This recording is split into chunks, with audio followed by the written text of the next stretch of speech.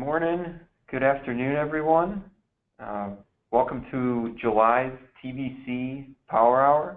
Our topic today that we're happy to discuss and present to you is defining and working with grid and ground coordinates. So this is a very common, almost daily, or if not almost, then definitely daily concept for us surveyors.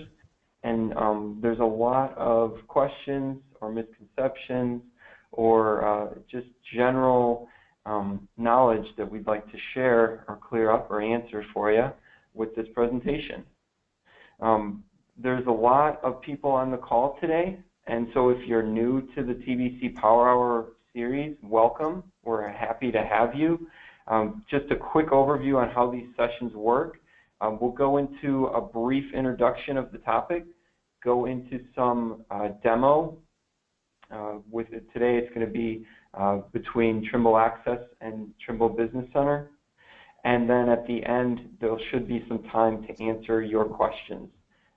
We won't interrupt the presenter, Mr. Mark White from Duncan Parnell, our Trimble distributor in the Southeast United States, until the end. So ask your questions, and we'll come back to them at the end. If you don't, if we don't have time, or if we don't get to your questions, we have them all logged. We can reach out to you then offline. And we'll also have 2 poll questions at the end as well. So my name is Joe Blecka. I am the product manager for TBC. I'm based in Westminster, Colorado. There's my email address. If you have any questions about this presentation or anything that comes up that you don't think about, I'm always available, and I'll get back to you as soon as I can. And our all-star today is Mark. He's the training and support manager. You'll be hearing from him most of the time, thankfully, because my voice gets really sick, or I get sick of listening to my own voice after a while. So we'll have Mark take it away. And you'll hear from me at the end kind of with some follow-ups. So take it away, Mark. Thank you very much, and we appreciate your time here. All right, thanks a lot, Joe. Like Joe said, my name is Mark White, and I'm a licensed surveyor in the great state of North Carolina. I'm the training and support manager for Duncan Parnell, and we're the geospatial distributor for Trimble in Georgia, South Carolina, and North Carolina, and Virginia. So I've spent the last 11.5 years doing training and support for Duncan Parnell, and during that time I've had a lot of questions come up over and over again, and it seems like in the last few years, as the economy's gotten better here in the United States and guys are getting really busy again, I get a lot of phone calls about, hey, why don't my coordinates match up, or these distances don't match up, or somebody wants something in grid and I really don't understand what they're talking about, or I got a customer that wants something on the ground and I'm not sure how to do that. So I was talking to Joe a few months ago and I said, man, I'm going to do a webinar for our customers just to, because I got so many questions about grid and ground and how to set up coordinates and things like that. So I told him I was going to do a webinar for our customers, and he invited me to come share it on the Power Hour. So here we are. I'm going to go ahead and tell you guys I'm not a geodesist, so we're not going to spend a whole lot of time on the theory of how it works. We're going to spend a lot more time on the practical side of it, looking at software and how do I set this up to get this result, how do I set that up to get the result that I want. Not necessarily talking about the theory or the math behind everything and how it works, but I am going to give a basic overview of state plane coordinates and ground coordinates, because we do need to have some basic understanding there.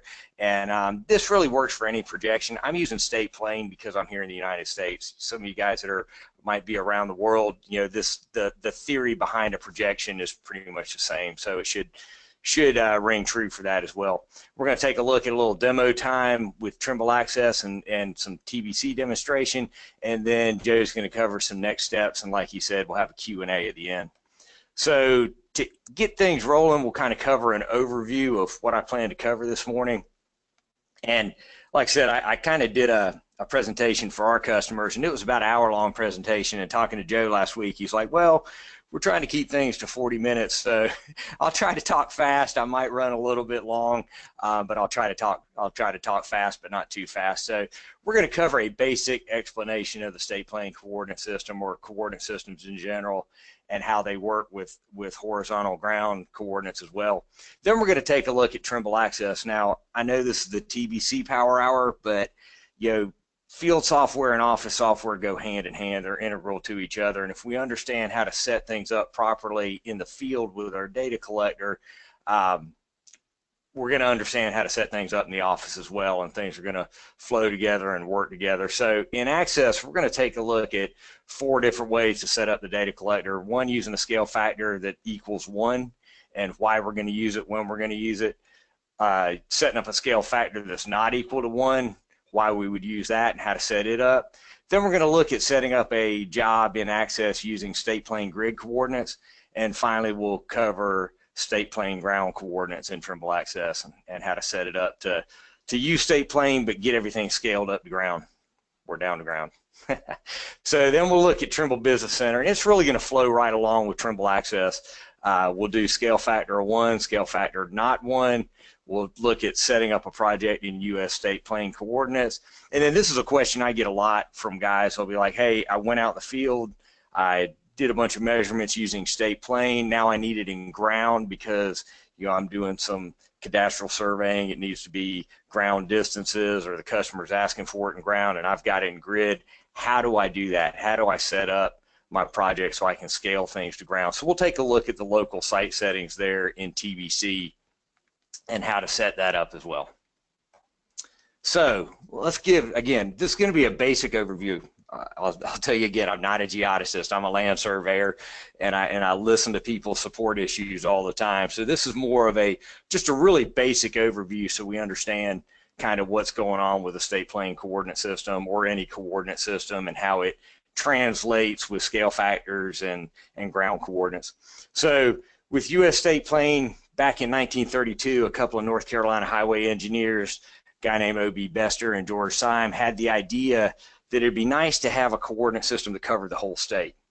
And, something that used rectangular coordinates would make their job a whole lot easier, because then they could do math on a flat surface. So they pitched this idea to the U.S. Coast and Geodetic Survey, who ran with it and created the state plane coordinate system.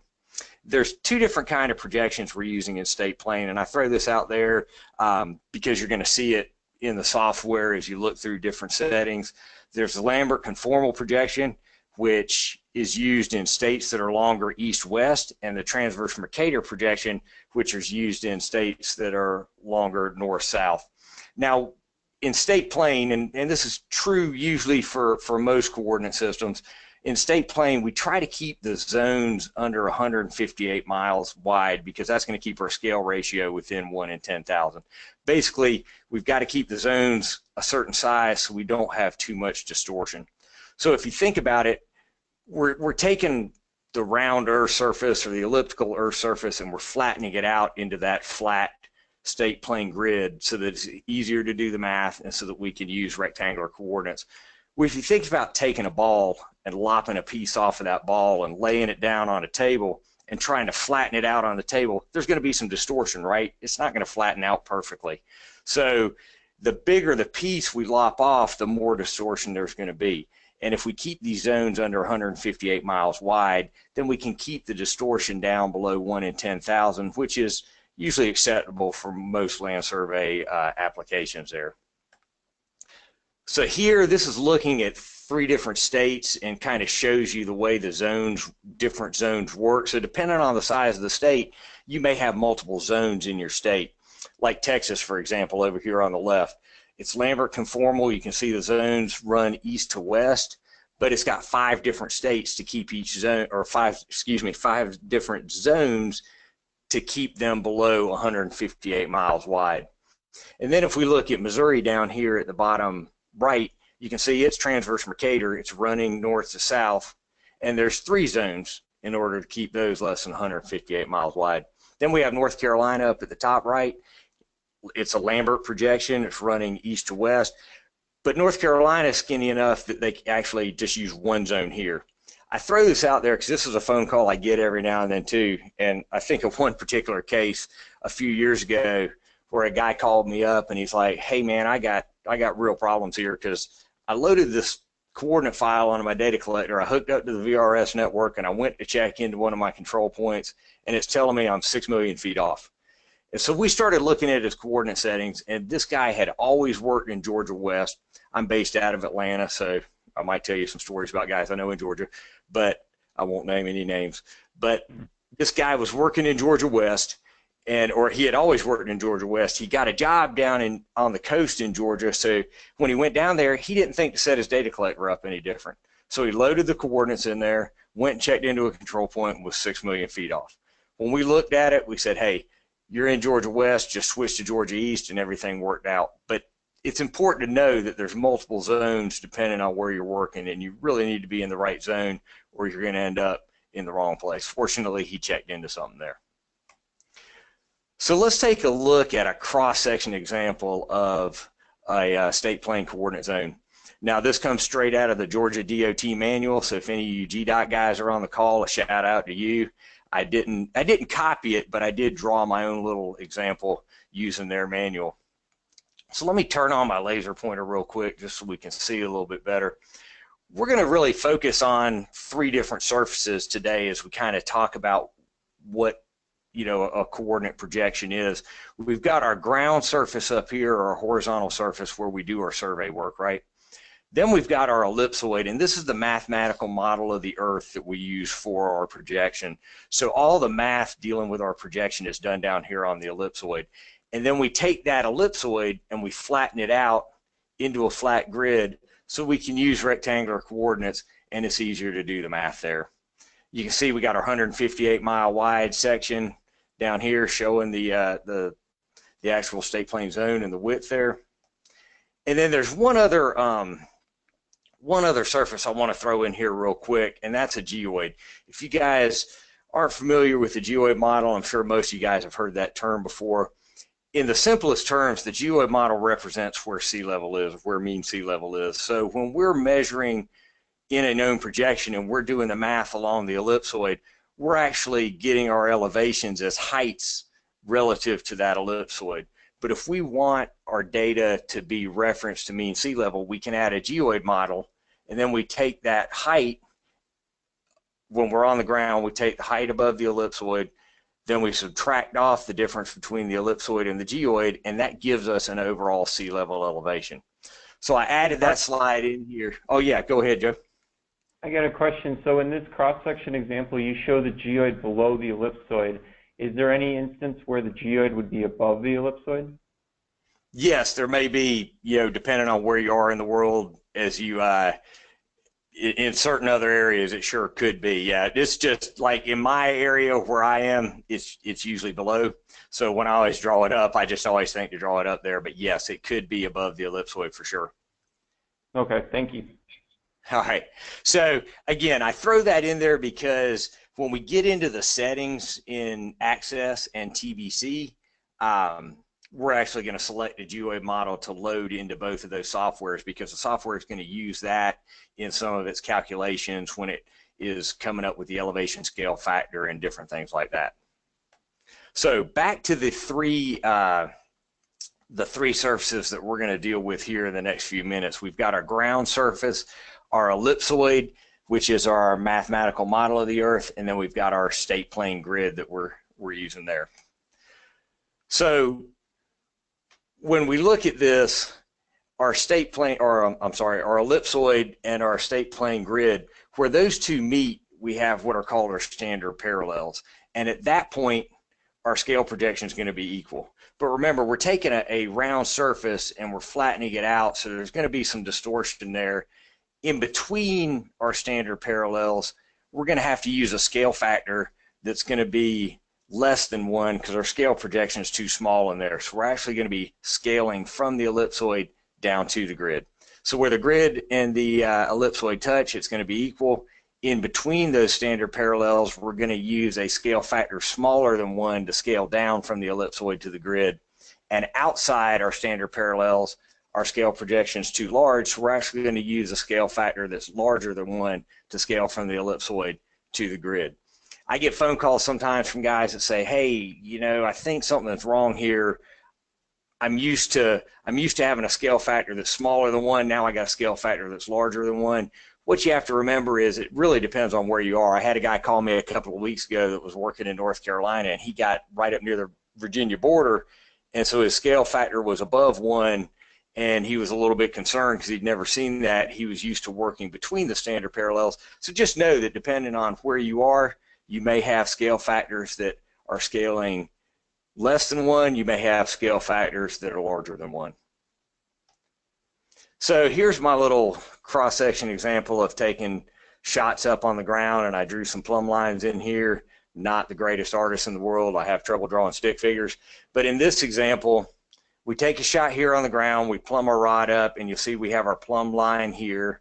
Take another shot on the ground, and we've got our plumb line here. And what I really wanted to illustrate was whenever we take measurements on the ground, we really have 3 different distances that we're dealing with here. We're dealing with a horizontal ground distance, we're dealing with a ellipsoid distance, and we're also dealing with a grid distance. So this is, you know, a little bit out of scale just to show you guys the different distances that we have here.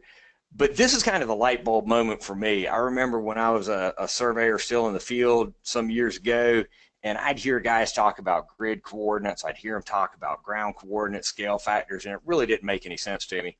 And then I looked at a book on the application of the development and application of the state plane survey system, written by Gary Thompson, who's the chief at the North Carolina Geodetic Survey. And he had some cross-section examples like this. And that's when I realized, hey, there's really different surfaces, and depending on what surface we're on, we're getting a different distance. So if we're up on the ground, we've got 1 distance. Along the ellipsoid, we've got another distance. And down on the grid, we've got yet another distance. And again, depending on where you are, this might be higher or lower, right? We might be scaling up or down.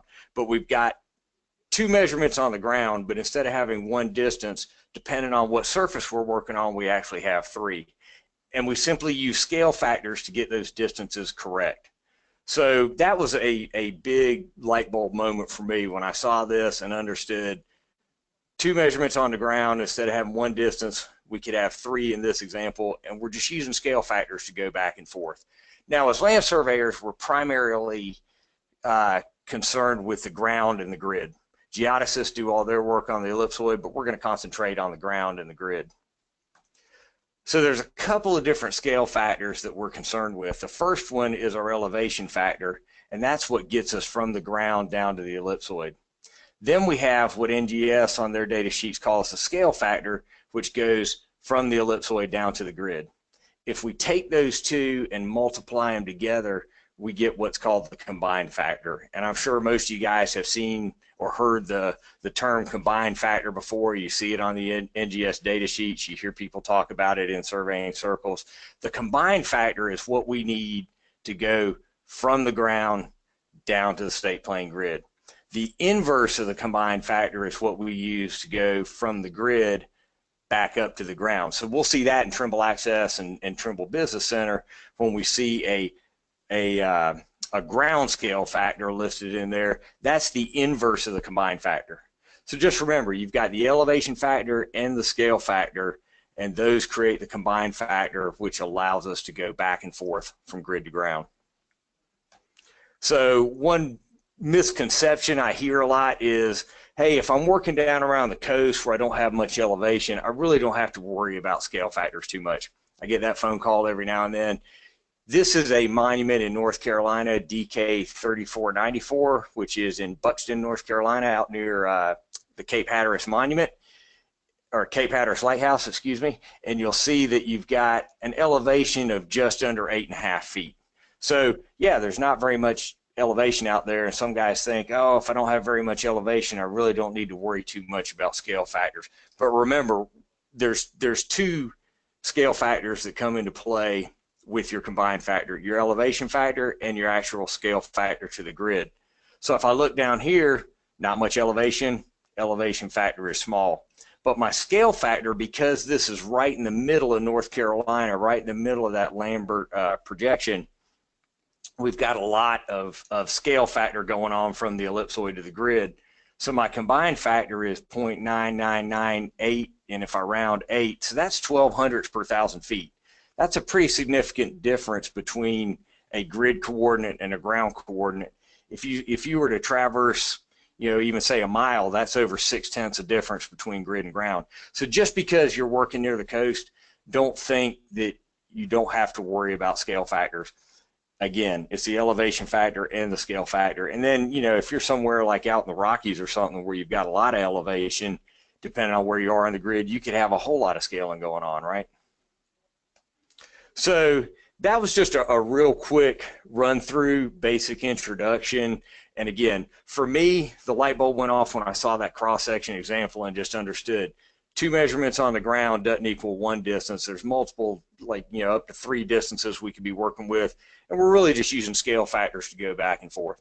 So now, like I said, what I really want to do is more practical demonstration stuff, taking a look at Trimble Access and then Trimble Business Center, and how do I set my coordinate systems up in the data collector and in the office to get the results that I want. So the first thing is scale factor only, which is not really even using a coordinate system. But I bring this up just to make sure people understand the right way to set their data collector up when they're working with certain coordinates, like assumed coordinates, or if you want horizontal ground distances. That's what the scale factor only setting is really for. Don't ever put assumed coordinates or local site. Here in the US, surveyors call them assumed coordinates, but local site coordinates, where we might make something up like a 5,000, 10,000 and key it in there. Don't put that in a real projection. That's a phone call I get probably once a month, and I've seen errors 5, 6 feet in length due to the fact that people are putting in assumed coordinates into a real coordinate system. So don't do that. When you have assumed coordinates, use a scale factor only. We can put in a scale factor of 1, and then whatever ground distance we measure with the gun, there's no scaling going on, so that's what we're going to get in our coordinates. With assumed coordinates, again, scale factor of 1 works great. You can also use it, a scale factor only projection, if you have a published combined factor for the job. And remember, a combined factor goes from the ground down to the grid. And I run into DOTs every now and then, or counties that might have a combined factor for the whole county or a combined factor for a certain project. And then you can key in that combined factor into your job setup, and then all your total station distances will get scaled down to the grid based on that combined factor. So that's another time you use the scale factor only. Now, scale factor only jobs generally can't be used with GNSS without a site calibration. And for those of you who aren't familiar with site calibrations, that's when you take a measurement with your GPS on a known coordinate that's a known grid coordinate on the ground, and the site calibration creates a relationship between those known latitudes and longitudes coming from the GPS, creates a relationship with the assumed coordinates or the local site coordinates that you have on the ground. That's a whole nother topic, so we're not going to get into site cals today, but just know that scale factor only is generally going to be used when we're using a total station. So I'm going to break into Trimble Access real quick. Let me open that up on my computer. So I've got an emulator running here on my computer, and the first thing I'm going to do is just go in and show you guys how to set up a scale factor only job. So I'm going to go under Jobs and New Job, and I'm going to give this a job name of job number 1, keep it simple, and go under my coordinate system and choose scale factor only. Now, this is probably the easiest coordinate system you're ever going to set up in your life. Go under scale factor only and put in the scale factor you need. In this case, we're going to start with a scale factor of 1. Again, this is what you're going to use when you're using a total station and you want 1-to-1 distances. So the total station measures 1,000 feet, you get 1,000 feet. Your coordinates aren't being scaled at all. This is what you want to use when you want horizontal ground coordinates with a total station, or you're not mixing it with GPS data, or you're using assumed coordinates. This is where it's going to come in handy. So I'll go ahead and hit enter and store there. Now, one thing I like to tell people is when I'm training folks is make sure your COGO settings are set up in the same coordinate system you're using. Again, this isn't going to affect your coordinates in your point manager, but when you do an inverse, if your COGO is set to ground, you want to get ground distances if you're working in ground, and also if you're calcing up points inside COGO, you want to play with apples and apples. You want to use ground distances for any of your COGO measurements there. So I always tell people, if you're setting up a ground system, be sure to set your COGO settings to ground as well. Now in this case, it's not a huge deal because we're just doing a scale factor of 1, so there's no scaling going on. All right. So I'll just go ahead and hit accept there. So now we have a project set up just using a scale factor of 1, and I want to take a measurement real quick and show you guys how that's going to affect our coordinates. So I'll go to manual mode, go to station setup, and hook up to my imaginary robot. Sorry, she's running a little bit slow this morning. There she goes. Now, I'm not going to put in any corrections, and I'm not saying don't use corrections, okay? So don't go call Joe or anybody else and say, hey, Mark White said don't use corrections. I do believe in corrections, but if I put in some correction information, it's going to, change my coordinate values by some slight amounts, and I want you guys to see, just be able to see exactly what I'm doing here. And as I enter in a scale factor, it affects the coordinate systems in a certain way, but I don't want my corrections doing that. So again, not saying don't use corrections. I'm just going to leave them out this morning for this demonstration. So I'll go ahead and accept that. I'm going to put in an instrument point name of 1, an instrument height of 6, and then I'm just going to key in an assumed coordinate like 10,000, 5,000. Again, that's the kind of thing that you'd want to use this coordinate system for, or maybe you have some real coordinates that have been scaled up to ground. That's when you'd want to use a scale factor of 1. 500 on my elevation. Enter that and accept it. Then I'm going to shoot a backside point number 2, throw in 6 for the height so I get a nice straight shot. 0 azimuth so we can see how the coordinates are being affected easily. Enter that.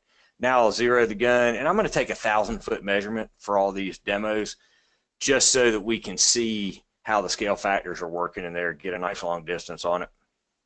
So I'll go ahead and enter and accept that. So I took a 1,000-foot shot, and I might add a scale of 1, so my coordinates should be 1,000 foot different, right? So I'll go ahead and store that. Station setup completed. Station setup's completed, and we'll go to job, and we'll go to our point manager, and we can see our northing of point number 1 was 10,000. Our northing of point number 2 was 11,000. So again, this is what you want to use if you're using assumed coordinates. You want ground distances with your total station. There's not any scaling going on. It's simply a scale factor of 1. Seems pretty obvious, but you'd be amazed at how many phone calls I get from guys that, things are screwed up because that's what they were looking for, but they set their project up in state plane or some other coordinate system. So just keep in mind when you want to use this. So I'll go ahead and escape here, and we're going to set up another job real quick and enter into an average combined factor. So I'm going to call this job number 2. We'll go to coordinate system again. Again, I'm going to use scale factor only, but this time I'll just type in, a made-up combined factor like 0.9998. Enter that, store it. Now, in this case, I'm actually working with grid coordinates, right? Because I'm entering in an average combined factor. That's what we use to go from ground to grid, would be a combined factor. So I want to flip over to my COGO settings real quick and set them to grid so that if I do any inverses or calculate any points, I'm getting grid on that. Again, that doesn't necessarily, or it doesn't affect what you're actually measuring. This is COGO settings here. So I'll just accept that. And we'll run through that same setup real quick and see how this affects our distances by adding a scale factor in here. So I'll go to station setup. Again, I'm going to leave the corrections blank for this. Point number 1 again, 6 feet on the height. And I'll do that same 10,000, 5,000, and 500 for my elevation. Enter that in. Point number 2 for my back sight, 6 feet on the height, 0 the azimuth, and we'll go ahead, 0 the gun, and take another 1,000-foot shot. Enter that in. So I've got a 1,000-foot shot with the instrument. I'll go ahead and store that. And then we'll go take a look at our point manager, and you see now, instead of getting 1,000 feet, even though that's what I measured, it's been scaled down to 999.8 feet. All right, so that scale factor is coming into play. So again, this is what you would want to use if you've got a DOT project, or say a county, or just you want to go from grid to ground, you're using a total station, and you have an average combined factor. All your data is going to get scaled by that average combined factor there. So let's take a look real quick at a COGO there.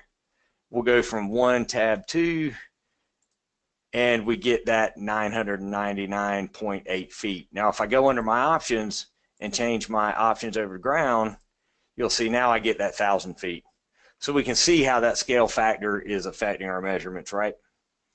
Next thing I want to do is take a look at setting a project up in state plane coordinates and see how that affects our data. So I'll go to new job, and this is going to be job number 3. See a pattern developing there. This time we're going to go to select from library, and I'm going to enter in the system. Now in the library you've got all the systems for all over the world. Every known coordinate system is in there. So we'll scroll down to the bottom. For today's example, we're going to use US State Plane 1983. My project coordinates are in Georgia West, so I'll select Georgia West.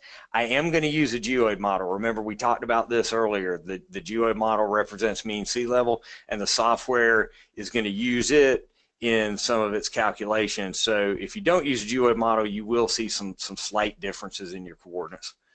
I'm going to go ahead and select geoid 12B, which is the latest geoid here in the United States. Now, last time I was in here doing something, it was set to ground coordinates, but this job we're actually going to base on grid coordinates, our first job. Then we'll take a look at scaling up to ground. So one thing I really like to hammer home to people is, however you set this up in Access or TBC, if you set it up for grid coordinates, you're going to get grid coordinates. I run into a lot of surveyors who have a misconception that if I do a job, even though I set it up for state plane and grid, if it's with a total station, I'm going to get ground coordinates. No, the software is going to scale it based on what you set it up for here. So if I set it to grid, I'm going to get grid. If I'm using GNSS, I'm going to get grid. If I'm using total station, I'm going to get grid. Everything's going to be scaled to grid in Access or TBC. Now that's a beautiful thing, because you don't have to set up 2 different jobs, one for the total station, one for the GNSS. You can have one project and everything's going to get scaled to grid if you want to work in grid. Now the other thing down here is my project height. So project height is, again, if you ever see the word height in Trimble software, that's looking for a height above ellipsoid, or a height, an ellipsoid height, not necessarily an elevation. Where I live, that's about 97, 96 feet below ground elevation. But this is looking for a project height, and this is critical if you're doing 2D total station surveys. If you've got null elevations on a total station survey, then the software, Trimble Access or Trimble Business Center, will use the project height to do the calculations it needs to go from grid to ground, where it needs elevation factor in there. If you're doing a 3D survey, this isn't such a big deal. You just want something close, but it is critical if you're doing a 2D total station survey, okay? So I'll just put in 1003. That's pretty average for my office as far as an ellipsoid height. So I've got US State Plane, Georgia West. I did use a geoid model. My coordinates are set to grid, so I'm going to get grid coordinates out of everything. And my project height, I've got entered in at 1003. I'll enter that, store it. Now I've got I do want to link a control point in here, so I don't have to type a long state plane coordinate in here in front of you guys and have you wait on that. This is a grid job, so I want to make sure that my COGO settings are set to grid. And you'll see there's an option in here for sea level correction. That is that elevation factor. That's telling the software to go ahead and do the elevation scale factor in there as well. So I want to make sure that's checked. It's checked by default, but I just want to make sure that's checked. Hit accept there, accept. And now we'll run through our setup one more time and see how that 1,000-foot distance gets affected using state plane coordinates. So I'll go to station setup, connect up to my robot.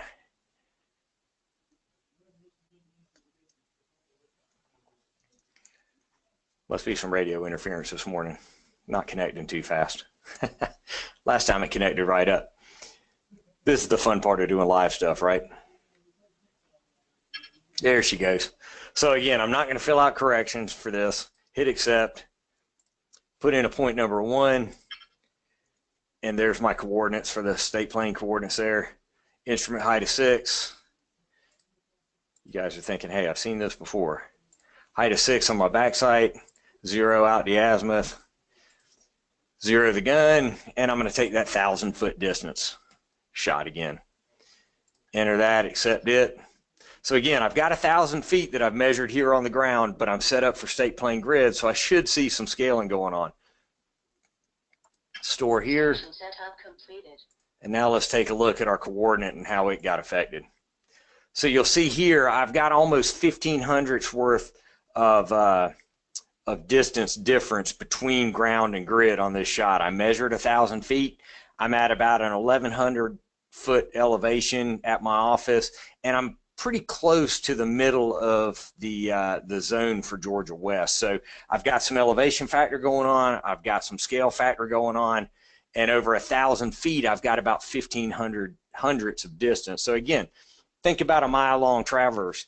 You know, you take that, and there's over 7/10 of difference, 7/8 of difference between grid and ground in something as short as a mile-long traverse. And this is where I get questions from guys. You know, hey, I set up some points with my GPS, they were in state plane, then I traversed between 2 pairs and I'm out a couple of feet because guys didn't understand. They were running their total station in scale factor of 1, they were setting their GPS in state plane. One of the beautiful things about Trimble software is I can run it all in the same project. I don't have to set up 2 different projects for my total station and for my GNSS. I can set it to grid and I get all grid. I can set it to ground, I get all ground. And everything works nicely together because there is a pretty significant difference there. Okay, so that was state plane grid. Now let's take a quick look at how to set up a job in state plane, but actually scale everything to ground. So I'm going to go to new job. This is going to be job number 4. I'm going to go under my coordinate system.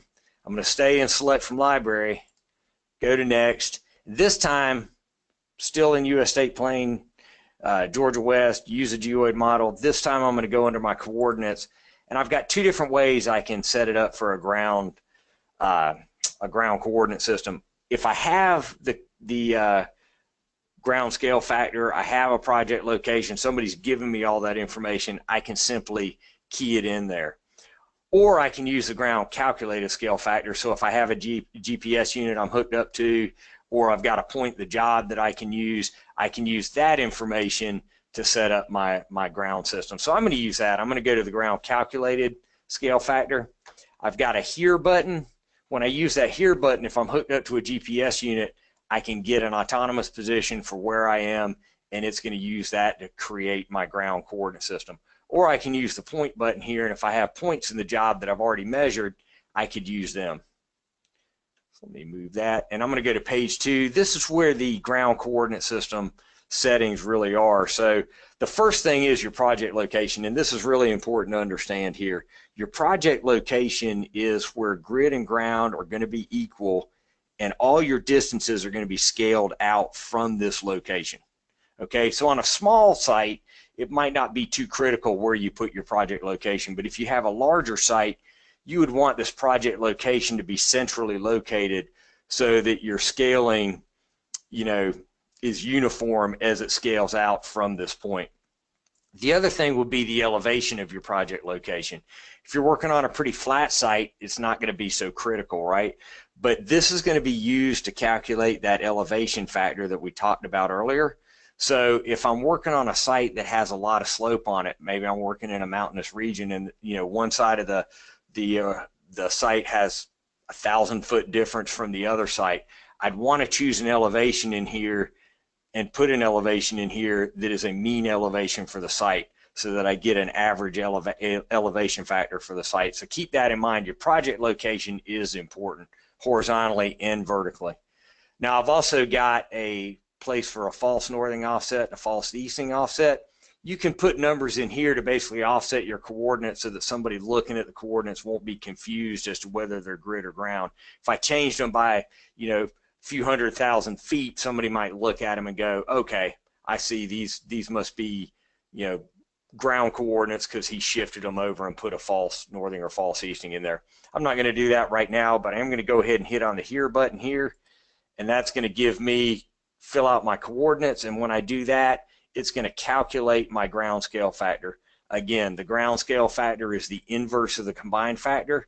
So now all my data, whether it's total station data or GPS data, is going to get scaled from this project location. The distances are going to get scaled from this project location by this scale factor. So that's going to scale everything from grid to ground. All right, so I'll go ahead and store that. Oh, one other thing that I really need to throw out there. This project location is only good for this project. I've had guys go do a here position on one job, set it up for ground coordinates, then go, 200 miles away the next day and set up a project using the same project location and wonder why all their distances were off. You need a project location for each individual project. All right, so don't try to use this project location on another project. This is specific to your project. So I'll go ahead and store that. I'm going to keep my linked file in here with my control point. I am going to set my COGO settings over to ground. Again, this is just a habit I try to get people in so that you're singing off the same sheet in the hymnal. And you'll see that your sea level correction is automatically set to yes. When we go to working with a real projection like state plane and we're going from grid to ground, we have to have that sea level correction in there because we have to calculate the elevation factor. So I'll go ahead and hit accept there, accept it again, and we'll go ahead and hook up to our gun and do one more station setup for you. Hey, it worked quick that time. No corrections, I'll hit accept, so that you can see that when we take a ground measurement with total station now, we'll see how the coordinates are affected. I'll go to a instrument height of 6, backside 0.26, 0 the azimuth. We'll go ahead and 0 the instrument, and again, we're going to take that same 1,000 foot shot, enter it in, accept it. So I got 1,000 feet, but I'm set up for state plane. We'll see how that ground scale factor works. When I go under job, point manager, I got my 1,000 feet, right? So again, everything's in ground. If I set it for ground, I get ground. If I set it for grid, I get grid. I can use total station data, GPS data, all in the same project and access for TBC. That's one of the beautiful things about the software. Set it to grid, set it to ground, get ground. All right? So hopefully that helped clear up, some of the confusion that comes with setting up coordinate systems in Trimble Access. Now let's flip back over to the slideshow real quick and talk about Trimble Business Center. So it's going to follow along with Trimble Access, right? And it should.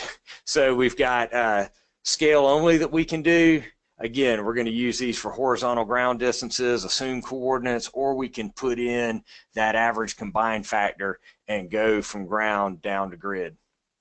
And then we're going to take a look also at how to project our data to a known coordinate system, in this case, state plane coordinates. We're only going to use this when we have real coordinates. We use real coordinate systems with real coordinates. Don't throw your local site or assumed coordinates into a real coordinate system. It will cause problems. Now, we can use this for grid or ground coordinates again, and I'll show you how to set it up to use your local site settings to scale to ground, just like we just did in Access. So I've got TBC open, a couple of projects. I'll go ahead and open up a blank project in TBC. Go to Start New Project. And when we get our template, you'll see we get some default templates that show up in 3 different units. We got international feet, metric, and US survey foot. And you'll see that each one of those has an option for scale only. That's what you want to use whenever you've got that scale only project from Access, or you want to do a scale only project in TBC. So if I choose US survey foot, that's going to preload TBC, if you will, with the information it needs to set up a projection. When I do scale only, we're doing flat earth surveying. We're just using rectangular coordinates in a scale only projection. So I'm going to choose US survey foot scale only, click on OK, and let TBC open up. So once it opens up, we'll take a look at our coordinate system settings real quick. Our coordinate system is set to scale only, and our projection is set to a scale factor of 1. It's in blue, so anything in blue can be edited there. I could change the scale factor however I need it. But we're going to take a look at that first job we did in Access. So that's going to be a scale projection of 1 there. I'll click on OK, and we'll pull in that first scale only job that we did in Trimble Access. I'll go to job 1, bring it in, and anytime I'm working with a scale only definition, it's going to give me a chance to define that scale factor when I bring it into TBC. I want to keep it at 1 for this example, but again, I could edit it. I'll click on OK there. And you'll see we only had those 2 points in the job, right? Point number 1 and point number 2. But let's take a look if we do a quick inverse between them and just make sure that TBC is working like Access. We set it to a scale factor of 1. We took a 1,000-foot shot, so we should have 1,000 feet on these coordinates, right? So if I click there and do a quick inverse, you'll see my grid distance and my ground distance are both 1,000 feet. And that's because there's no scaling going on. There's no difference between grid and ground there. So we get 1,000 foot on each of them. And if I look at my points and look at the coordinates for number 2, you'll see there it is at 11,000 feet. So I started with 10,000 on 1. I took a 1,000-foot shot, and I'm getting that 1,000 foot reflected in my coordinates. You'll also see all I have is a grid coordinate. When I do a scale only definition, I'm not working with a real projection. I don't have an ellipsoid model, so I don't have latitudes and longitudes or local coordinates for that point. I just get my rectangular coordinates. So let me create another project real quick. Go to new. I'm going to do US survey foot scale only again. I'm not going to save my changes, and we'll take a look at what happens when we use that that average combined factor like we did in the field in job 2. So I'll go back up to my coordinate system. Again, scale only, but this time for the scale factor, I'm going to put in that 0.9998, click on OK, and go ahead and import that second job we did. Again, it gives me the chance to change that if I needed to, but I'm going to leave it at 0.9998. And when we do a quick inverse, we'll see that now we've got a grid distance. Uh-oh, I screwed something up, didn't I? Okay, well, I guess I clicked on space. Sorry about that. Again, that's the fun of doing stuff live, right? So heart stop beating there for a minute. But you go to a grid distance of 999.8 and a ground distance of 1,000 feet. Still no ellipsoid distances there because we're not working with a real projection. But you'll see that we do have the scaling going on. And if we look at our coordinates for point number 2, you'll see that instead of 11,000, it's 10,999.8. So again, we're scaling from the ground down to the grid using that average combined factor. So let's look at one more, or actually got 2 more projects, but we'll take a look at using a state plane grid projection. So this time I'm just going to choose the US survey foot, not scale only, but we're going to work with a real projection. So I'll go to US survey foot and click on OK. Not going to save my changes there. And now we'll go up under our project settings and go to coordinate system, and you'll see instead of just scale only, we've got the option of putting in projection information there. So I'll go to the change button. I've got a list of recently used coordinate systems there, but I'm going to go to coordinate system and zone. Let me move this over a little bit so you can see everything in the list. We're going to use US State Plane 1983 just like we did in the data collector. Got Georgia West here. Next, we are going to use GeoA 12B, and I'm going to set it over to survey quality. And this gives you a chance to put in the vertical datum name. You don't have to, but just to let anybody know what vertical datum you were using here. This is more metadata than anything. I'll leave that blank for right now. So now you'll see my coordinate system group is set up to US State Plane, Georgia West, NAT 83, GeoA 12B, and I'm working in grid now. There's a couple of different ways I can tell whether I'm working in grid or ground. Under local site, you'll see it says use ground coordinates no, so not using ground coordinates. The other option is down here at the bottom of the screen. It says grid down at the bottom next to US survey foot. So I know, again, I'm working in grid coordinates, not ground. So I'll just go ahead and click on OK there. and we will import in job number 3 from the data collector. And it's throwing up a little warning. Anytime you get this, it's always good to look at the details. It's just telling me there's something different between what I did on the data collector and what I did in the office. So I'll click on the details here. Don't ever bypass that, because you never know. It could be something minor, it could be something major. So scroll down. Anything that's different is going to be in yellow. And what it is I put that 1,003 foot height in my data collector, and when I set it up in the office, I didn't put a height in. I just set up the coordinate system.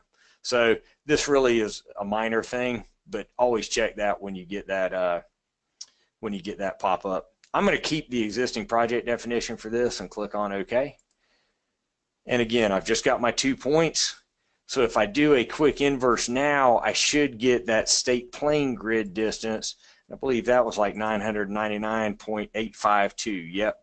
And I get a ground distance of 1,000 foot, but now I get to see what my ellipsoid distance is since I'm using a real projection. Remember, we said 2 points on the ground, 1 measurement's actually giving us 3 distances, right? And we explained why. So we got a ground distance that we shot of 1,000 feet. We've got an ellipsoid distance of 999.95 and a grid distance of 999.85. So that shows you we were pretty close to the center of that state plane zone, because the distortion limit at the middle of a transverse Mercator zone is 1 in 10,000, and we're right at 1/10 of a foot in 1,000 feet. So my office is pretty close to the center of the grid there. And then if I look at my coordinates for number 2, you'll see there's that 999.85 foot change. But I also get, because I'm working in a real coordinate system, I get local coordinates and I get global coordinates. So local coordinates are my NAD 83 coordinates, and then this is my WGS 84 coordinates there. All right, so that was state plane. So now let's look at, okay, I've got state plane, but I want to set it up for ground. So what I'm going to do is I'm going to pull up another TBC project that I already have open that has some points in it, so we can take a look at that. Now this isn't a huge project. You can see the scale bar. It's 100 feet right there, so it's, I don't know, probably about 400 feet across. This is actually in New Mexico, I believe. It's from a training class I did a few years ago. And so if I go to coordinate system, you'll see U.S. State Plane 1983. It's in the New Mexico Central Zone. And right now, these are grid coordinates. Again, it says grid under local site, and it says grid down here at the bottom. So how do we scale these up to ground coordinates, or down to ground coordinates, depending on where we are, right? But how do we scale these to ground coordinates? A couple of different ways. I can go under the survey tab and choose local site settings, or here from my project settings, I can choose local site settings. So I'm just going to go from there. Then this is just like Trimble Access. We need to define our project location, and keep in mind, again, this is where the scaling is going to occur from. So this is an important step. On a small project like this, I could just pick something like the base point, because I'm only going 400 feet. On a larger project, I might want to pick a more centralized point, and I'll show you how to do that in just a second. But I can just go in here, highlight in my coordinate box, and then come over and click on the coordinate that I want to use for my project location. You'll see that populated the northing and easting, but it didn't populate the elevation, and that's because they want, you know, the software is written to make you do that in another step, so that you do have to stop and think and not just click on a point and get an elevation, but make sure you're using a mean elevation for your project, since this is what's going to be used to create your elevation factor. So once I've defined my project location, I can check the box for use ground coordinates. I can tell the software I want to compute the ground scale factor from this location, or I could type in my own scale factor, right? But just remember, this is the ground scale factor, so this is the inverse of your combined factor here. Again, I could set false easting, false northing, just like in Access. In this case, I'm going to leave that blank, and then I'll go ahead and click on OK. And you see everything blink. It recomputes the project. Now all these distances have been scaled from point number 12 to give me ground distances instead of grid. And you'll see down here at the bottom of the screen, it now says I'm working in ground coordinates. One thing I always like to do is go under my reports and just create a quick point list and save this off somewhere, because this is going to just give me a record of what I did there, my project location, what my scale factor was. It's just a quick way to do it. Run your points report, and that'll give you this information here. Tells me that I'm working in U.S. state plane, and then it tells me what my local site settings were, my latitude, longitude, height, scale factor, if I had any kind of offsets. And then I can just save that off, export that out as a Word document, a PDF, stick it in my survey folder, and if I ever have to come back to it, I've got that information. Okay. You could also save that off, obviously, but this gives you something written to work with. Now I'm going to undo that, and we'll go back to grid coordinates real quick. If you were working on a larger project and you wanted to use a mean of all the points in the project, since we added the average points command, an easy thing you can do is just select all the points in the project, go to F12 and open the command pane and start typing in average, and you'll get average points. And then I've got all these points in the project selected, and what I'm going to do is average them together to get a mean project location. So I'll go to just a point number that's way outside all the other ones, give it a feature code of project location, and then I'll tell it to go ahead and compute that point. So now you'll see I get a 0.10,000 here in the middle that is a mean of all those points in the job. It's not exactly in the middle. Let me close my average points. But now if I wanted to use that, again, I could go to settings, or I could go to the survey tab. This time I'll do it under survey tab, local site settings, and pick point number 10,000 for the horizontal. I'll go ahead and use it for the vertical as well. Tell it I want to use ground coordinates, have TBC compute the ground scale factor, and click on OK there. So now everything's been scaled from a more central location out. I'll hit undo button one more time, just because that mean, because everything's kind of weighted to the north and the east side of the project. If I wanted to get something that was more in the middle, I could always just hold the control button down and pick points that are along the corners of the project. So I'll do 87, 123, 138, and then 52 down here. And this will give me something that's kind of more in the middle. Again, go to F12 and type in average. And actually, since I just used it, I could right click and gotten to it as well. Another nice feature there. Put in point number 10,000, feature code of project location. Whoops. I went to East Carolina. They didn't teach us how to spell. Project location, compute that. And now I've got a point that's a little more centrally located, right? Because I picked kind of the four corners of the box there. So again, I could go under my local site settings. I'm in grid right now. Choose point number 10,000 for the horizontal and the vertical. Tell it to compute there. Click OK. And now everything's been scaled to ground with a central location. So go ahead and go back to my slideshow.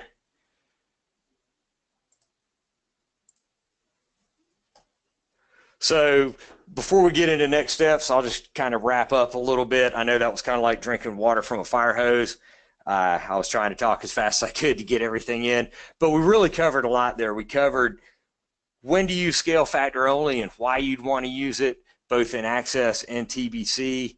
You know, covered state plane coordinate systems in Access and TBC, and also using state plane and scaling it up to ground, and how to do that and how to do it correctly. So hopefully you guys got a lot out of that.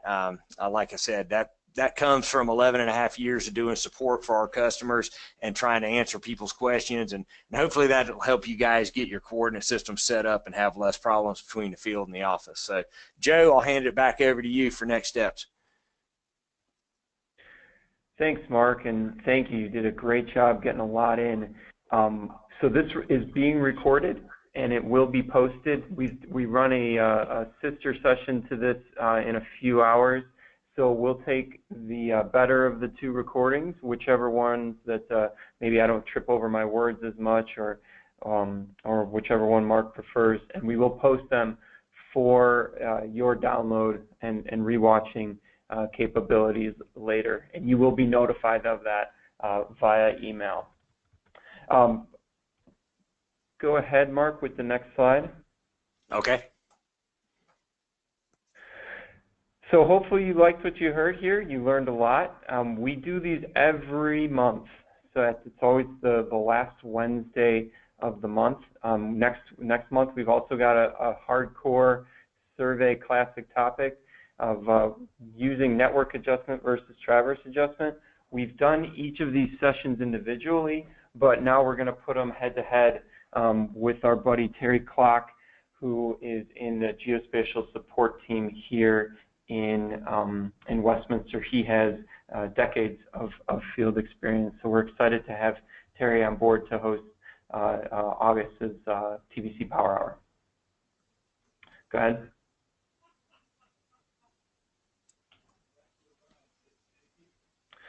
All right, so TBC resources. If you're new to TBC, we've got a lot of web-based resources for you to check out. User group on the TBC community page, which is a public site. Also the TBC Facebook page, a little bit more for announcements and things like that.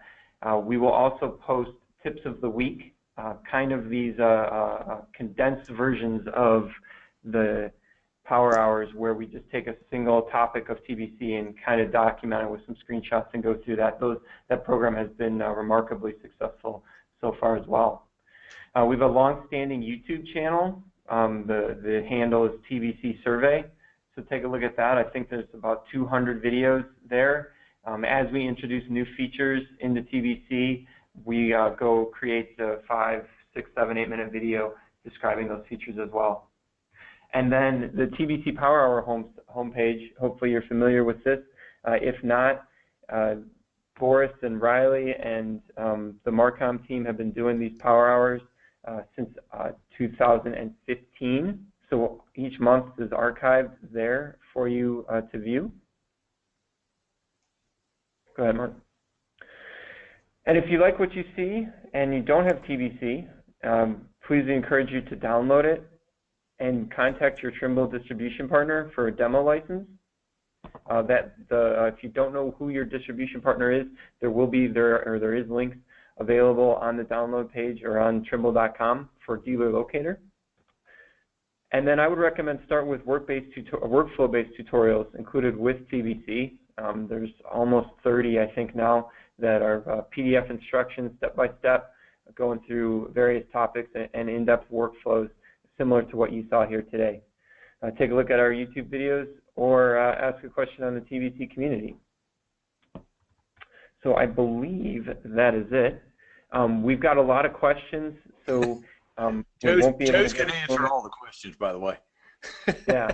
And we're looking for Boris here because he's the geodesist. Yeah, Boris is a smart guy. But a couple of questions that came up kind of repeatedly, and especially right at the end there with getting your state plane or your projected system into ground coordinates. The concept of site calibrations was not covered just due to time constraints, but the site calibration is a great topic, potential topic for a power hour. I just added that to the list. But the site calibration gets your grid coordinates, your projected coordinates, into local ground coordinates. So that would be the way, or a way, to use multiple data sources, such as total station and GNSS data, in the same project. You don't need to create different projects, either within TBC or Trimble Access, to work with different data types.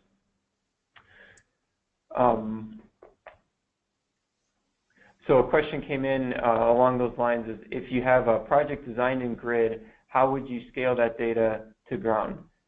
From Ben. Ben, it's a site calibration, which would include multiple points basically matching and fitting grid-based coordinates into the ground plane would be the way to do that.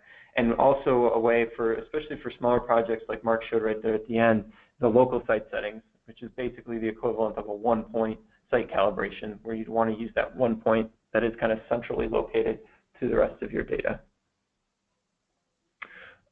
There was one more that I wanted to get. Oh, The question came in from Ruben that when you select a coordinate system in the coordinate system library, is it possible to see what scale factor is applied? So the answer there is yes. When you've got ground-based coordinates selected, it will show you the coordinate scale based on your project location that Mark went through. So there's probably another dozen questions here or so we've got to answer. We've got them all archived, and we've got the person who asked them. So look for that answer from us here shortly. We just put up a poll, and we encourage you to respond. If you would like to be contacted by a Trimble distribution partner, we'll leave that up for another 30 seconds or so.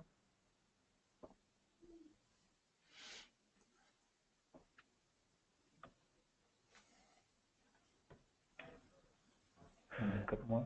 Sure. We'll do a couple more questions. Randy asks, when would you use a no projection, no datum coordinate system? So I can answer this, and Mark, you probably get this a lot as well, but I've used that in a post-processing situation where I just got on site and I had no idea where I was, no coordinate system, no nothing, no local site control. Could you speak to when the best case, or when you've used or advised to use no projection, no datum? When I use it is when, you know, I've got somebody else set control on a job, let's say for a construction site or something like that. Maybe a surveyor came out there and set the control, and you really don't know what he set it in.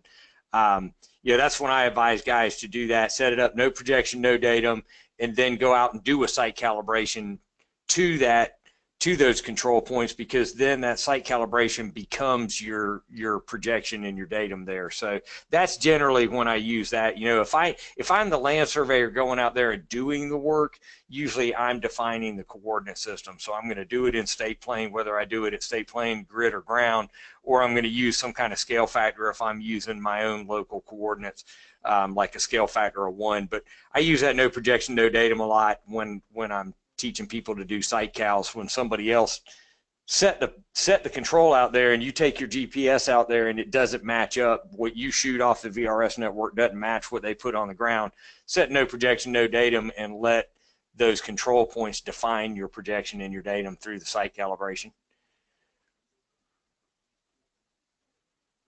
Great. Could you scroll down on the questions?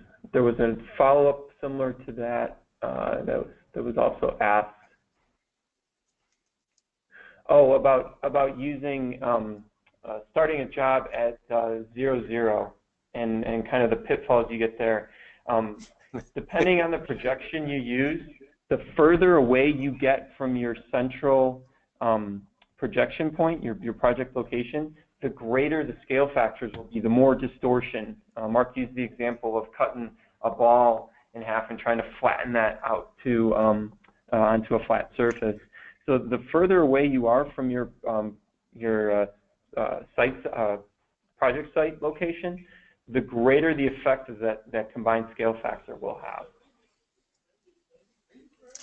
Yeah, and I'll throw in there too, you know, I see a lot of guys that aren't land surveyors that, my friend Joel Cusick up in Alaska, ologist, you know, that maybe they use survey equipment to go do some work out in the field, but they'll set up a lot of 0, 0, 0 coordinate systems. And the other thing you run into there, even if you're doing a local site, you've got a scale of 1 and you're using 0, 0, 0, you end up getting a lot of negative numbers, and then things just don't work out too well. So most of the time, most land surveyors and guys that do a lot of mapping work try to stay away from 0, 0, 0 projections, just to stay out of the negative numbers.